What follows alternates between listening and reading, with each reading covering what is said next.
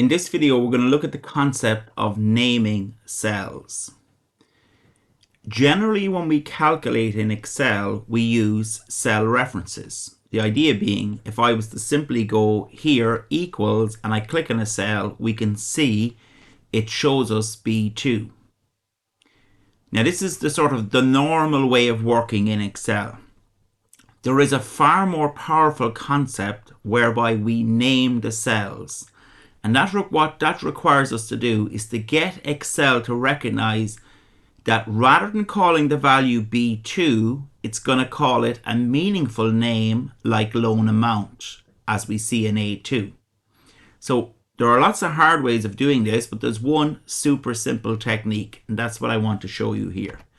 Best practice when you're naming cells is that you would select the entire block of labels and the values as well.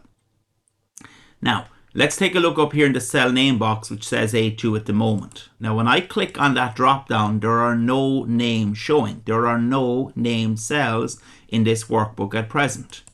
But I'm now going to select the labels and select the values. And very interesting to note, you can use blank cells as I'm doing in column B. These are going to be future calculations that will generate a name from the label in column A.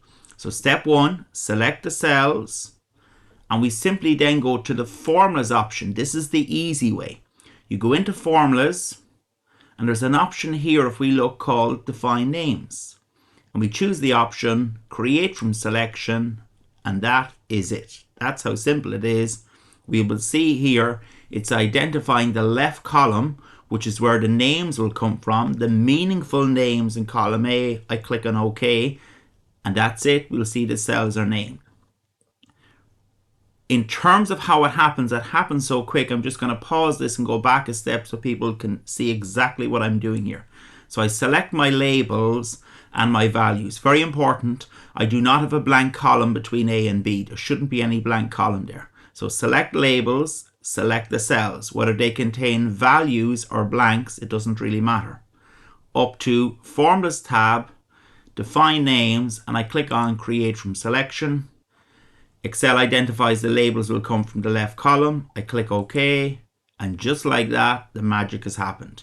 If we now look at each of these cells, they have a meaningful name in the cell name box taken from column A. If I hit the drop down, we can now see they are all named based on the value. So this now means that when I conduct calculations in a little while, rather than having B2, if we look, I get equals loan amount. So the formulas start to tell the story, and that makes Excel far more powerful and also much easier. We'll take a look in the next video how I use this naming concept when I'm doing a reasonably complicated calculation called PMT. Thanks for watching.